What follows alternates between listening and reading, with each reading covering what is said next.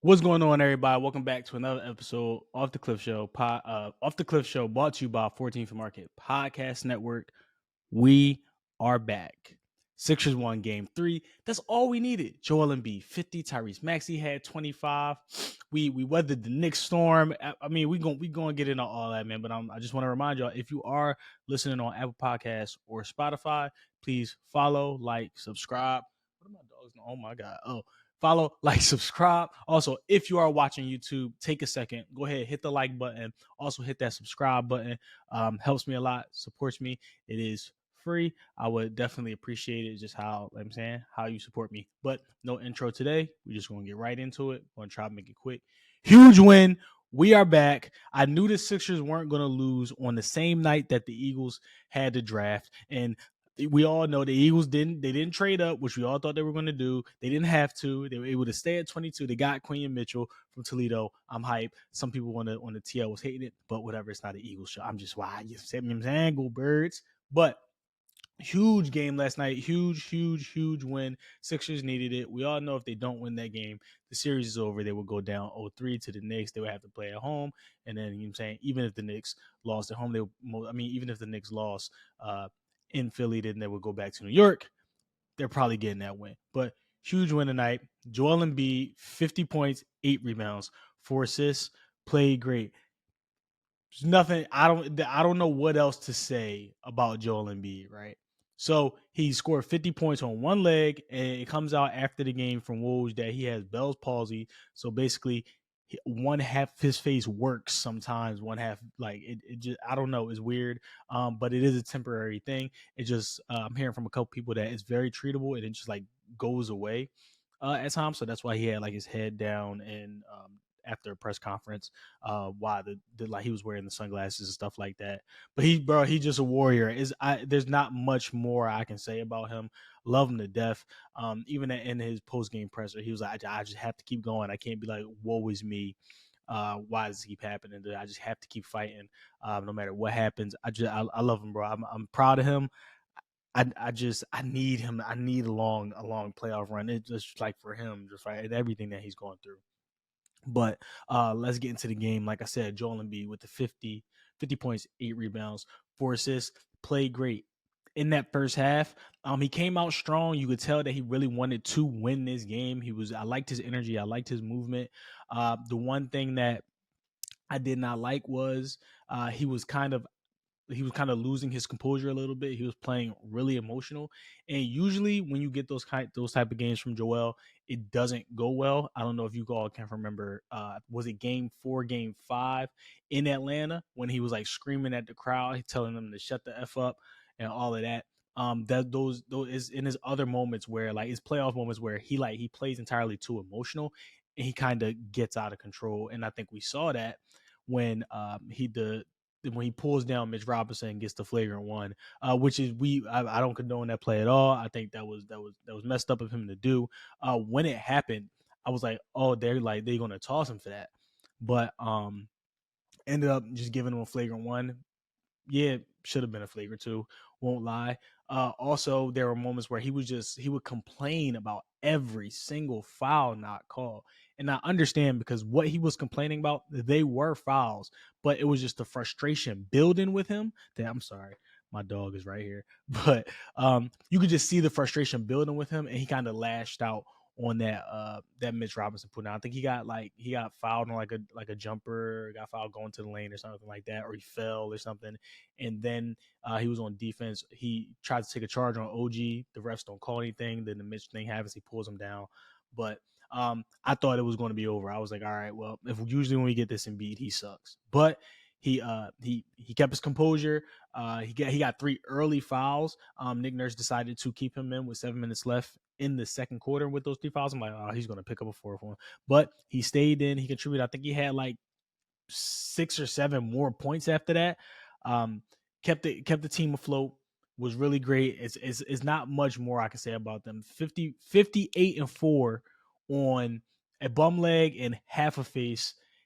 When he is locked in, and I don't even know how to say it, with the injuries that he has, right? With the scoring 50 on one leg and one face, the fact that he can do that well, one half of face. The fact that he can do that just shows like he's still the best basketball player in the world, right? And a lot of people were doing the whole playoff thing. Even me, like, he doesn't show up in the playoffs. What is he going to do? But this is the playoff moment that he needed. So hopefully this is going to put a huge dent in those playoff. Like he doesn't show up for the playoffs.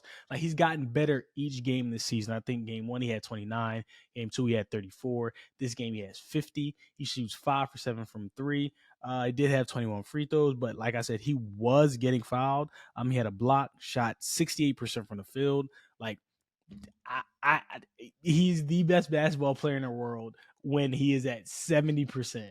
And just imagine if he was able to be at just 95% during a playoff run. And that's probably what that would probably look like is the Raptors series that they lost on the Kawhi shot. That's probably the healthiest we're ever going to see him, or he's probably going to look. If we could just get that one more time, the Sixers will win a championship and they will walk to the finals. But great game from Joel. Like I said, showed toughness. There was even one time late in the game where the Sixers were kind of they were on the cusp of like giving up a run to the Knicks, right? And you could see it because like they would have these moments where they would go up 10-12, but they couldn't really stretch it. And the Knicks would kind of come back. I think they got the lead to like 7. And I think they missed a shot. Hartenstein clearly has an offensive rebound, but Joel doesn't give up on a rebound. He taps it out of Hartenstein's hands because he just didn't give up and was able to get the rebound and secure it for the Sixers. I think they come down. I think he gets fouled or Kyle Lowry gets fouled. I think they hit 2 free throws, but it's just points. But it's just things like that. Like the extra effort is needed to win a series like this versus the New York Knicks, who basically all of their offense comes off of either Jalen Brunson or hustle points. And you need to go the extra mile. And you need to put your body on the line and do the extra little things in order to win a series like this. So kudos to him. Kudos to the Sixers for doing that. Someone else want to talk about. Nick Nurse finally did it. He finally put Cam Payne in the game instead of Buddy Hield. The Buddy Hield minutes are absolutely terrible. I can't do it anymore. And once he missed that open 3 off of a Paul Reed rebound in the corner that would have pushed the lead to like 13 or something like that, and then the Sixers were on a run. Once he missed that, I'm like, he cannot play another minute in this series. You need someone else out there that is going to at least do something else other than shoot the ball. And at this point, Buddy wasn't shooting the ball.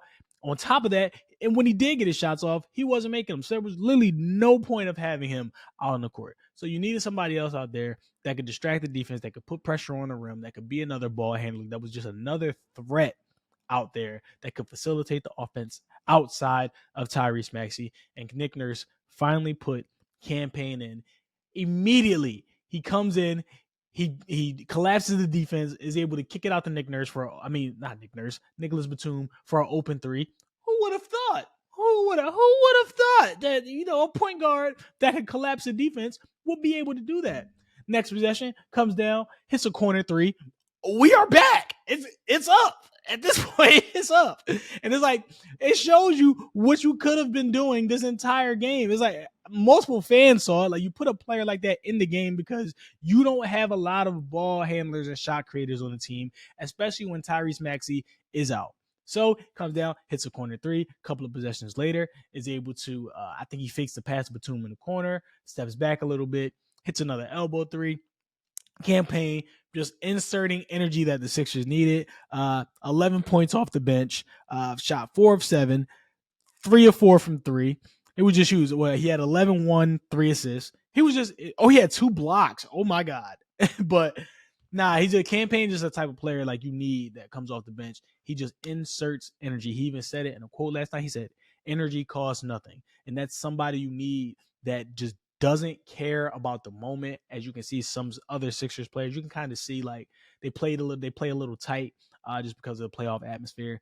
Cam Payne plays the same way every game. He doesn't care about the moment. He doesn't care about where he is. He doesn't care about the time. He plays the same way. He just doesn't care, and he hoops. So I'm glad he got that opportunity. I'm glad he was able to put on. I don't think Buddy Hield will play another minute in the series. Maybe you wait until like next series if they are able to get to the next round and come back in the series. Like you try the Buddy Hield thing again.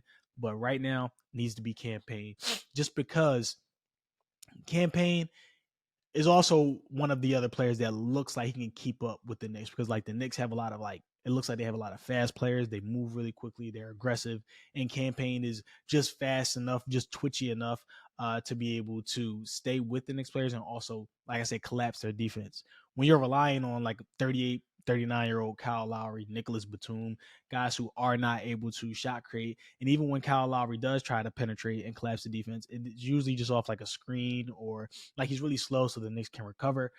So he's really, I want to say, easy to guard in that aspect. And he doesn't really collapse the defense as much as he should. And he doesn't have like a real, like any float game or anything like that. Can barely get all the way to the rim.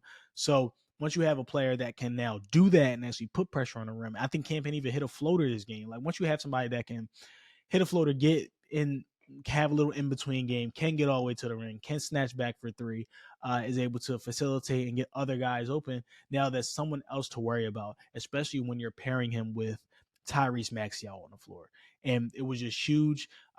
I think they were like some of the biggest points. Some of the biggest points in the game last night, because like he needed to insert that type of energy. Because like I said, that first half was wild. A bunch of non-calls, like Joel Embiid early 3 calls, the flagrant one. It seemed like it was kind of getting away from the Sixers, and they even ended the half off down 3. But oh my God, somebody's calling me. But yeah, just huge from Cam Payne. I'm glad Nick Nurse put him in. I still think he should try Ricky Council in some spot just to see what he can give you, because that shows what energy can do for you, and it's good energy, right? He wasn't doing anything reckless. He was very in control. He pushed the pace when he needed to. He just gave a different dynamic to the Sixers offense that they needed in that point in time, because I even tweeted it earlier, like the movement that the Sixers had. Oh my God, stop calling me. The movement that the Sixers had earlier in the season when Joel was there is kind of like disappeared so far during in the postseason. It might be because of the playoffs, and like players are going to bump you. They're going to push you off your spot. And I don't think the Sixers were ready for that toughness, especially players who cut often, like Kelly Oubre, like Nick Batum, and like Kyle Lowry. It's a different type of like mental toughness and toughness that they're going to have to deal with. I do think they eventually figure it out, but somebody that gives you a different aspect to the Sixers offense and Cam Payne and his ability to penetrate. So huge game for him. Thank you to Nick Nurse for doing that as well. What else did I want to talk about? The Sixers still do this thing where they just have mental lapses, and it annoyed me so bad in the first half to where I said they are going to lose this game and they're going to get swept, because they are not mentally ready or prepared to deal with the Knicks team that plays for the full 48 minutes. They will hustle. They will go after offensive rebounds. They will go after loose balls. The 50-50 balls, they seem to always get them. I was like, the Sixers are not mentally ready for this. And I said that because at the end of the half, when the Sixers needed to stop, you need to stop just for momentum going into half, right? I think I forgot who missed the three. Let me see.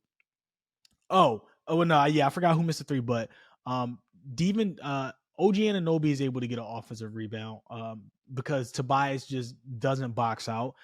Then OG misses a shot. Then DiVincenzo runs from the opposite 3-pointer right past Tyrese Maxey and is able to jump over everybody and get the rebound.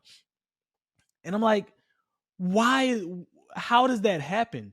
You have to be completely locked in for the entire game. You can't just watch the ball bounce off the rim. That's not what the Knicks are doing. The Knicks are going aggressively at every single rebound that they can get, because they know that this is 75% of their offense. And if you know that as a team, you should be able to box out and understand, okay, if this is the only way they can score, if we focus on boxing them out and we are able to get these 50-50 balls and these loose balls, they won't have a chance. And in that moment, I'm like, at the end of the half, where they're going to be aggressively rebounding, and this is all they have right now, you need to stay focused, stay detailed, stay mentally prepared, and just box your man out. And this is how they have been destroying you all series on these second chance opportunities. So in this moment, everybody, you find a man, you box out, you easily get one of those rebounds. And I think it led to like an OG floater or something like that.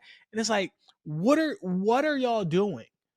Like it's like they do this thing where they take breaks during the game, and you simply cannot do that in a playoff game. We saw it at the end of game 2, at the end of game 1, where they just decide that they're just not going to box out, or they're not going to stick with their game plan, and they feel like, all right, well, this is the time we can take a rest. But when you're dealing with a team like the New York Knicks, who are pure hustle, they are you literally cannot take a rest. You have to stay engaged. You have to stay focused. You have to stay detailed. You have to make sure you're boxing everybody out. You have to make sure that you're diving for loose balls, like, because they are going to do it, and that is how they will win. That's how they will out tough you. Also, the Sixers crowd, the crowd in the Wells Fargo, the Sixers fans should be ashamed of themselves, because it sounded like a Knicks home game the entire game. Also, Sixers fans didn't wear the red shirts that they handed out, and it's something that's just corny, because when you see it done in OKC, or you see it done somewhere else, it just looks dope. It brings back a playoff atmosphere. Why wouldn't you do it, especially for the team that you root for? It doesn't matter. Well, at this point, we already know the Sixers fan base is the worst fan base out of the big four in the city of Philadelphia. Most of the time, it's comprised of people who don't know what they're talking about, or don't know what they're watching. And basketball is just like a secondary sport, and it's secondary to like the Eagles and the Phillies, right? And they're not as knowledgeable. If that is not you, I'm not saying that it is. I'm just saying most Sixers fans that you would encounter, the bad ones, they don't know what they're watching. They're not really engaged to basketball like that. It's just another sport that they can watch. It's like them watching hockey. They don't really know what's going on. They might know to a certain extent, but they don't know the ins and outs. So that's pretty much what basketball and hockey is like in the city. They're not as diehard as they would be like the Eagles or the Phillies, because I guarantee you, if the Eagles put out green shirts, everybody will be wearing them in the stadium. If the Phillies put out blue or red shirts, everybody will be wearing them in the ballpark.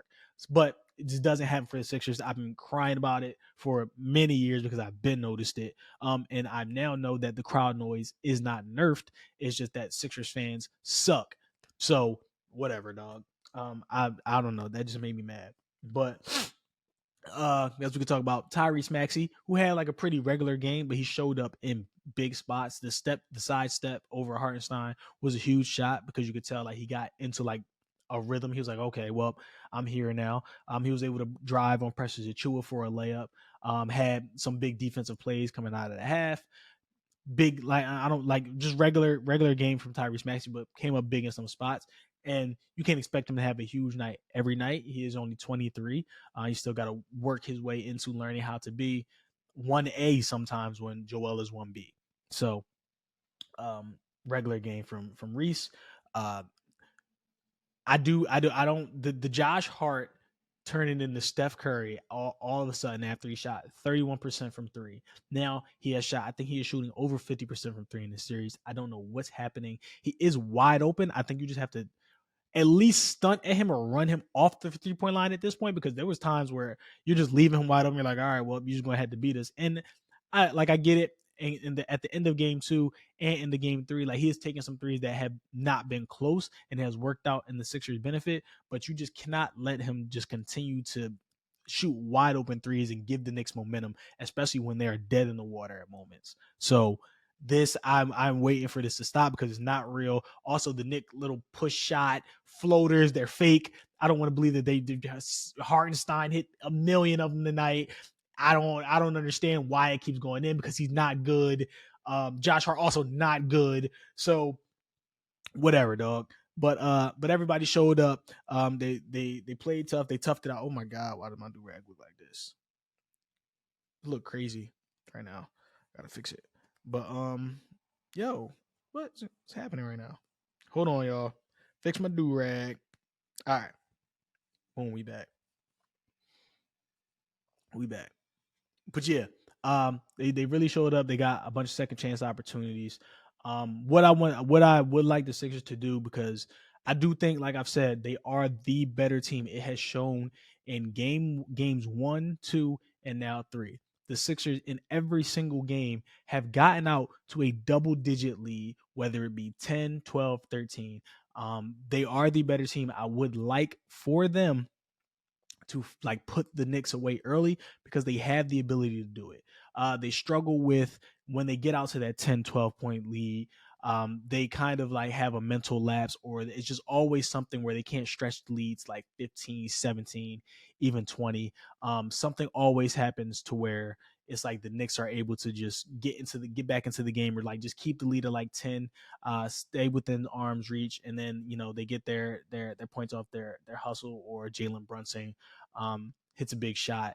And I would like them just to finally like stay mentally engaged, maybe say, all right, let's get this lead up to 20. Let's make sure they have no chance of coming back. Like really enforce our dominance on them, because that's what the Sixers have done. I feel like the Sixers have beaten the Knicks all. How many quarters has it been so far? It's been 12 quarters so far. I feel like the Sixers have beaten the Knicks in all 12 quarters. It's just like those little marginal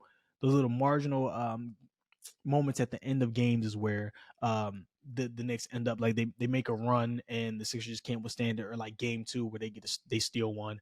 But like I said, the Sixers have had double digit leads in each of these games, and they just need to find a way to finish it and like deliver the kill shot. Basically, it's like, all right, we are the better team, we're going to end you early and make sure you have no chance of coming back. Like I said, it's always like they get the 10-point lead, get it up to 12, 13 maybe, and it's like, okay, we need to push this further so we can put them away, so they know that they don't have a chance. But when you keep a team like the Knicks in it, who are gritty, grimy, that are not going to go away, they're going to find a way to get into that little 10-point lead, get it down to 5, get it down to 7, get it down to 3. They're going to find ways to do that just off of pure hustle. So you have to make sure that you have prepared yourself to withstand a type of run like that they're going to have. So okay, like they're going to have that type of run where they're going to be gritty, they're going to get a couple steals here, they're going to get a couple offensive boards. If you build a lead out to about 15, 20, and they do go on that run, you already know it's only going to generate about 6 to 8 points at that time, and you're like, all right, well, that's their best shot. We still have a double digit lead once they go on that run, and you're like, all right, well, let's continue to dominate, continue doing what we were doing, in order to build that lead back up and possibly push it further. So there was a couple times last night I'm like, all right, this is the time. Like, this is where they have to, like, the Sixers have to put them away right now if they want to show that they are a real team and they are better than this team. They had a couple moments to do it, but also, of course, something fluky happens. Like they turn the ball over, or it's a steal, or they give an offensive rebound. The Knicks go down, scored, do whatever. But I would like them to just be more mentally focused and more determined to just put the Knicks away when they have the chance, because they 100% have the ability to.